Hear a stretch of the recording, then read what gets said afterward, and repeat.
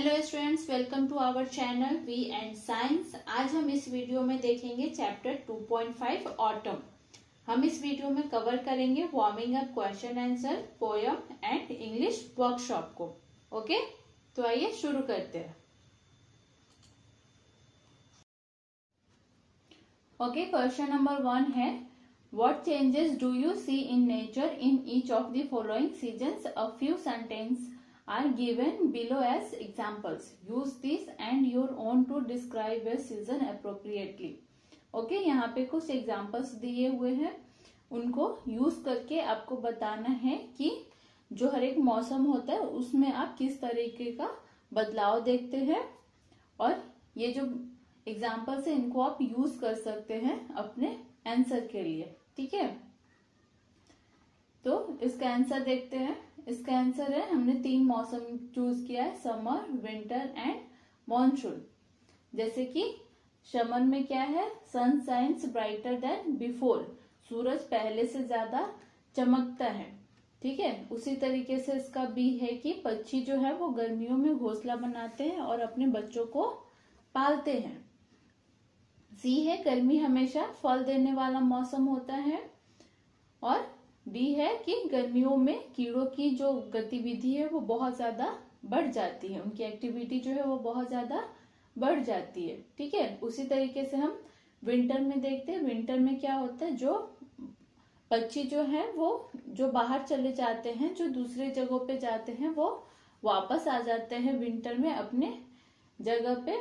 साथ ही में हमें we see fog in the morning, हम सुबह में कोहरा देखते हैं। सुबह सुबह अगर हम घर से बाहर निकलेंगे तो हमें गाड़ी पे या फिर पेड़ पौधों पे हमें कोहरे की छोटे छोटे बूंदे दिखती हैं, बारिश की छोटे छोटे बूंदे दिखती हैं। ठीक है, सी है कि टेम्परेचर में गिरावट होती है और बर्फबारी का मौसम हो जाता है। कहीं कहीं पे बर्फ भी गिरने लगती है, कहीं कहीं पे काफी ज्यादा ठंड बढ़ जाता है।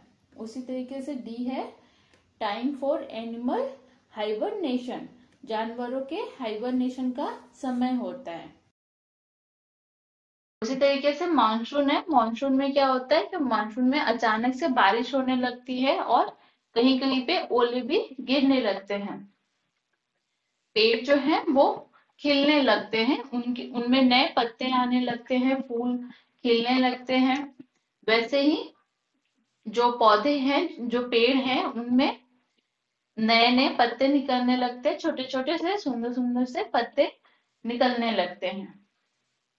और साथ ही में नई नई घासें भी उगने लगती है। ओके, नेक्स्ट है, name the 6 seasons according to the Indian calendar, which of the season is equivalent to autumn? भारतीय कैलेंडर के अनुसार 6 सीजन को बताना है, 6 ऋतुओं को बताना है, कौन सी ऋतु शरद के बराबर है। तो यहाँ पे मैंने आंसर लिखा है, भारतीय कैलेंडर के अनुसार 6 ऋतु है, वसंत, ग्रीष्म, वर्षा, शरद, हेमंत और शीत, शिशिर। शरद के बराबर जो ऋतु है वो है शरद। ठीक है, the season equivalent to autumn is sharad. Okay, आइए देखते हैं बी। बी है, what changes do we see in the life of human beings when the season changes? Right with reference to their. A है क्लोथ्स, बी है diet, C है celebration. Okay, जब ऋतु बदलती है, जब सीजन चेंज होता है, तो मानव जीवन में क्या बदलाव आते हैं उनके लिए आपको जैसे कि कपड़े, आहार और जो त्योहार होते हैं उनपे लिखना है। ठीक है, तो आंसर है, we see a lot of changes in nature when the season change, we make many changes in our life too. हम अपने जीवन में भी बहुत सारी चेंजेस करते हैं जैसे जैसे सीजन चेंज होता है। जैसे कि क्लोथ है। ओके, तो गर्मियों में हम बहुत ही पतले कपड़े पहनते हैं, सूती कपड़े पहनते हैं, क्योंकि वो पसीना को सोख लेता है और गर्मी सहने, जिससे कि हम गर्मी को सह सकते हैं। ठीक है, और मॉनसून में हम क्या सिंथेटिक टाइप के कपड़े को पहनते हैं, जिससे कि वे पानी नहीं सोखते और जल्दी ही सूख जाते हैं। सर्दी में हम ऊनी स्वेटर पहनते हैं, कोट पहनते हैं, जिससे कि वो हमारे शरीर को गर्म रखे। ओके, उसी तरीके से बी है डाइट। डाइट में हम क्या करते हैं, डाइट में हम गर्मियों के दिन में हम ठंडा भोजन करते हैं और जो हमारे आहार को संतुलित रखता है, ऊर्जा स्तर पर स्थिर बनाए और हमें हाइड्रेट रखता है। जबकि सर्दी और मानसून में स्वस्थ भोजन करना चाहिए और अधिक खाने से बचना चाहिए, क्योंकि सर्दियों में खाने की इच्छा अधिक होती है। तो हम फलों, ओट्स और सूप पर निर्भर कर सकते हैं। ठीक है, उसी तरीके से हम देखते हैं सेलिब्रेशंस को। तो इंडियन फेस्टिवल बहुत सारे होते हैं, जैसे कि समर में क्या होता है, बुद्ध पूर्णिमा होती है, बैसाखी होती है, रामनवमी होती है और होली होती है। विंटर में क्या होता है, क्रिसमस होता है, लोहड़ी होती है, पोंगल होता है, दिवाली मनाई जाती है। ठीक है, मॉनसून में भी गणेश उत्सव मनाते हैं, जन्माष्टमी मनाते हैं, रक्षाबंधन मनाते हैं और ओणम मनाते हैं। ठीक है, तो ये कुछ फेस्टिवल्स है जो हमारे यहाँ इंडिया में मनाई जाती है। आइए देखते हैं क्वेश्चन नंबर 2 को। Guess what is personified and fill in the gaps, choose from the basket. जैसे कि sun, alarm, bird, car, wind, star and machine. इन सारे को इन फिलिंग द ब्लैंक्स में भरना है। यहाँ पे आपको भरना है कौन से सेंटेंस के साथ कौन सा वर्ड जाएगा। ठीक है, तो आप देख सकते हो मैंने आपके लिए यहाँ पे आंसर रेडी कर दिए हैं। ये सारे आंसर्स मैंने यहाँ पे बना दिए हैं, आप यहाँ से देख सकते हो। ठीक है, अब हम नेक्स्ट देखते हैं पोयम। ऑटम जो हमारा पोयम है वो, तो मैं आपको थोड़ा सा इंट्रोडक्शन देती हूँ। ये जो पोयम है शरद ऋतु, ये जो है वो सौंदर्य और उसकी आकर्षकता का वर्णन करती है। इसमें शरद ऋतु को एक सुंदर कन्या के रूप में दिखाया गया है, जो प्रकृति के रंगों और संगीत के साथ मिलके वो बहुत ही सुंदर बनता है। ठीक है, तो आइए देखते हैं। ये जो फर्स्ट पैराग्राफ है इसमें ये बताया गया है कि शरद आती है एक सुंदर कन्या जिसकी लंबाई और ग्रेस है, उसके बालों में झुके चावल के तने और उसके चेहरे पर लिली की छवि। घास के फूलों में वह लिपटी है और जैसे ही वह चलती है पक्षी उसे अपने प्रेम भरे गाने से साल की चमचमाती आवाज की तरह मिलते हैं। ओके, एक मुकुट रात को सजता है, असंख्य तारों की चमक, उसकी रेशमी चादर चांदनी है, बादलों की काली सीमाओं से मुक्त, और उसके चेहरे पर चमकता चांद मोहक मुस्काने हैं। वह एक पतली कन्या की तरह लगती है जो जल्द ही एक महिला बनेगी। ओके, तो मैं आपको बताती हूँ ये कविता जो शरद ऋतु की सुंदरता को एक युवा कन्या के रूप में बताती है, वह प्रकृति के रंगों और ध्वनियों के साथ खेलती है। कवि ने शरद ऋतु को रात्रि के तारे, चांदनी और एक सुंदर मुस्कान से सजाया है। यह कविता हमें शरद ऋतु के नाजुक और बहुत ही सुंदर स्वरूप का अनुभव कराती है, जो विकास और परिवर्तन का संकेत भी देती है। इस कविता से हमें ये संदेश मिलता है कि जो हमारे यहाँ पे जो परिवर्तन है, जो सीजन का परिवर्तन है, वो हमेशा सौंदर्य और नई संभावनाओं के साथ आता है। शरद ऋतु एक बहुत ही सुंदर बातों को हमें याद दिलाती है कि हर सीजन के अंत में एक नई शुरुआत होती है। हर एक मौसम जो जैसे ही वो खत्म होता है उसके अगले मौसम की वो एक नई शुरुआत होती है। यह प्रकृति के चक्र का एक हिस्सा है जिसमें हर मौसम का अपना खास स्थान और खास महत्व होता है। ठीक है, तो ये था हमारा पोयम। अब हम यहाँ पे कुछ क्वेश्चंस दिए गए हैं, ये 3 क्वेश्चंस है, हम इसको करते हैं। ठीक है, क्वेश्चन नंबर 1 देखते हैं। Why is autumn called a maiden fair? शरद ऋतु को सुंदर कन्या क्यों कहा गया है? ठीक है, तो यहाँ पे आंसर है कि शरद ऋतु को सुंदर कहा गया है क्योंकि उसकी सुंदरता, जो उसका ग्रेस है, वो उसको उसके आकर्षण को उजागर करती है। यह इस बात का भी संकेत है कि शरद ऋतु में पारंपरिक रूप से जो सबसे बड़ी विशेषता है, जैसे कि नाजुकता और शालीनता, जो उसे मनमोहक और आकर्षक बनाती है। ठीक है। नेक्स्ट क्वेश्चन है, what is the cooing of birds compare to? पक्षियों का कूकना किससे तुलना की गई है? तो हमने पोएम में देखा था कि पक्षियों का कूकना जो है एक ब्रेसलेट की चमचमाती ध्वनि से तुलना की गई है। यह उपमा यह व्यक्त करती है कि पक्षियों की जो आवाज है वो नरम, सुखद और सुरीली है, जैसे कि ब्रेसलेट की हल्की आवाज जब वो हिलता है। यह शरद ऋतु में प्रकृति के आनंद को और जो वातावरण है उसको जोड़ता है। ठीक है। थर्ड क्वेश्चन है, how does autumn dress up at night? रात में शरद ऋतु कैसे सजती है?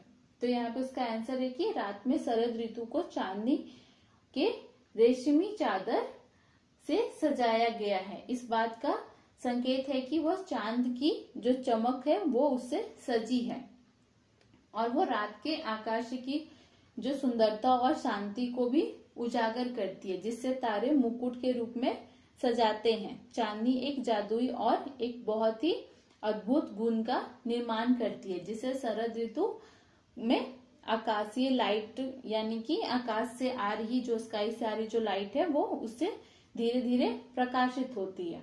ठीक है। अब हम देखते हैं नेक्स्ट है हमारा इंग्लिश वर्कशॉप। ओके, तो इसका जो फर्स्ट क्वेश्चन है, find 3 lines each that contain image of nature in the autumn season during day time at night. दिन के समय और रात के समय ये जो शरद ऋतु है उसकी क्या छवि है उसके बारे में 3-3 पॉइंट्स लिखने, 3-3 लाइन लिखने हैं। तो ड्यूरिंग डे टाइम में ये 3 लाइन्स मैंने लिखे हैं और एट नाइट में ये 3 लाइन्स लिखे हैं, या देख सकते हैं। ठीक है, ये आपके आंसर है। क्वेश्चन नंबर 2 है, pick out words from the poem that describe the following, list them in column A, substitute each of those describing words with another word phrase of the same meanings. यहाँ पे एक side ये कुछ words दिए गए हैं और यहाँ पे कॉलम ए और कॉलम बी बनाए गए हैं। कॉलम ए में आपको लिखना है जो पोएट्स ने जो वर्ड्स यूज किए हैं उनको, और कॉलम बी में आपको अपने खुद के वर्ड्स लिखने हैं। ठीक है। तो इन वर्ड्स को लेकर के, जैसे द ऑटम है तो ए मेडन फेयर, जिसको हम अपने वर्ड्स में लिख सकते हैं ए यंग गर्ल। ठीक है, उसी तरीके से बाकी को भी लिख सकते हैं। अब हम देखते हैं question number 3, find 1 example of each of the following from the poem. Poem से एक एग्जाम्पल लेना है इन वर्ड्स को यूज करके, जैसे सिमिली। सिमिली का एग्जाम्पल है, but greet her with their Qing glad like bracelets tinkling song. उसी तरीके से सेकेंड है मेटाफोर, एग्जाम्पल है हर सिल्कन रोब इज व्हाइट मून लाइट। ठीक है, ये इसके आंसर हो गए। अब हम देखते हैं नेक्स्ट क्वेश्चन। नेक्स्ट क्वेश्चन है, write the rhyme scheme of the poem, refer to the language study page. Language study page को यूज करते हुए हमें पोएम्स के राइम्स को लिखना है। तो ये यहाँ पे मैंने आपके लिए आंसर बना दिया है। ठीक है, आप यहाँ से देख सकते हैं। अब हम देखते हैं question number 5, think and right in your own words. सोचो और अपने शब्दों में इनके जवाब को लिखो। ठीक है, जैसे कि फर्स्ट है, why is the maiden autumn said to wear rice steam in her hair. क्यों कहा गया है कि कन्या शरद जो है वो अपने बालों में चावल के तिनके पहनती है, यानी कि चावल के जो छोटे छोटे दाने होते हैं वो उनको पहनती है। तो इसका आंसर मैंने लिखा है कि शरद के आगमन के साथ चावल की जो फसल होती है वो तेजी से बढ़ने लगती है, जिससे कि वो देखने में बहुत ही ज्यादा खूबसूरत हो जाती है, बहुत ज्यादा आकर्षक लगती है। और इसलिए कवि ने कहा है कि, कवि कहता है कि कन्या शरद अपने बालों में चावल के तिनके पहनती है, चावल के छोटे छोटे जो दाने होते हैं उनको पहनती है। ठीक है। बी है, how can the tender maiden autumn become a full grown women, what changes in nature does this inflict. जो नाजुक कन्या है वो शरद कैसे एक पूर्ण विकसित महिला बन सकती है, यह प्रकृति में क्या बदलाव को दर्शाता है। तो इसके आंसर है कि शरद के आगमन के साथ ऋतु में कई बदलाव होते हैं। जैसे पौधे इस ऋतु में के शुरुआत में जो है वो अपने पत्तों को गिरा देते हैं, लेकिन ऋतु के जो अंत में है वो पौधे फल देने लगते हैं। उसी तरीके से चांद की जो रोशनी है और उसकी वजह से जो साफ आसमान हो जाता है, उसमें किसान जो है वो अपने फसल को काटने में उनको मदद मिलती है। और पक्षी जो है वो अपने घोंसले भी बनाते हैं और अपने बच्चों को पालते हैं, जिससे प्रकृति जो है वो पूरी तरीके से समृद्धि और परिपक्व हो जाती है, यानी कि मैच्योर हो जाती है, जिससे कि हम कह सकते हैं कि जो वुमेन है वो विकसित महिला जो है वो बन जाती है। ठीक है। सी है, why do you think bird greet the autumn season gladly? जो आपको क्यों लगता है कि पक्षी शरद ऋतु का स्वागत खुशी से करते हैं? ठीक है, तो इसका आंसर है कि पक्षी शरद ऋतु का स्वागत खुशी से करते हैं, क्योंकि यह उनके लिए घोंसले बनाने और अपने बच्चों को पालने का अनुकूल समय होता है, बहुत अच्छा टाइम होता है। ठीक है। अब हम देखेंगे question number 6। Compare the Indian monsoon season to a powerful king of a prosperous kingdom. Write down a few similarities, use them to compose a poem in your own. भारतीय मानसून ऋतु की तुलना एक शक्तिशाली राजा से करें और उनके बीच के कुछ समानताएं जो है उनके बारे में बताएं, उनके बीच में क्या सिमिलैरिटीज है उनके बारे में बताएं, और 3 ऐसे सामान्यताएं भारतीय मानसून ऋतु और एक बहुत ही शक्तिशाली राजा के बीच में जो है उनको बताना है। ठीक है, तो यहाँ पे मैंने 3 आपके लिए आंसर रेडी किए हैं। जैसे कि जो फर्स्ट है उसका मतलब होता है भव्य प्रवेश, ग्रैंड एंट्रेंस। जैसे कि मानसून में जो है वो एक महान उपस्थिति के साथ आता है। मानसून जो है जैसे कि एक राजा अपने साम्राज्य में भव्यता के साथ प्रवेश करता है। ठीक है। सेकेंड है ब्रिंगर ऑफ लाइफ, जीवन का दाता। जैसे राजा अपने लोगों की देखभाल करता है, वैसे ही मानसून भी पृथ्वी को पोषण देता है, फसलों को बढ़ने में मदद करता है। सी है अनप्रिडिक्टेबल पावर, अनियंत्रित शक्ति। राजा और जो मानसून है वो दोनों ही कभी भी आते हैं और कभी भी जाते हैं। दोनों ही मानसून और जो राजा है वो दयालु भी हैं और वो कठोर भी हो जाते हैं। कई बार हम बारिश का वेट करते हैं लेकिन बारिश नहीं होती है, मानसून नहीं होती, जिसकी वजह से कभी कभी किसानों को बहुत परेशानी होती है। उसी तरीके से जो राजा होते हैं वो कभी कभी अपनी प्रजा के लिए जो उनकी जरूरत है वो उनको नहीं करते हैं किसी भी कारण से, तो वो उनके लिए भी थोड़ी कठोर हो जाते हैं, जिससे कि उनको प्रॉब्लम होती है, उनके जो प्रजा होते हैं उनको प्रॉब्लम होती है। तो इसी तरीके से जो मानसून है और जो राजा है वो दोनों ही ब्लेसिंग्स और विनाश एक साथ लाते हैं। वो दोनों ही एक जैसे ब्लेसिंग्स और विनाश भी लाते हैं। ठीक है। तो पोयम है द मानसून किंग। तो मैंने यहाँ पे ये पोयम्स आपके लिए लिखा है। The monsoon king Kemps from the sky with rolling clouds and winds that fly. He brings the rain, he feed the land and life returns to earth's dry sand. But sometimes storms are wild and strong and rivers race where they don't belong. Yet when he leaves, the land is green, a kingdom fresh and new screen. Okay, तो ये मैंने poem लिखा है आपके लिए। अब हम देखते हैं question number 7। Which is your favourite nature poem from your mother tongue? Write the poem and try to translate it into English. Your translation can be in the form of a poem or a paragraph.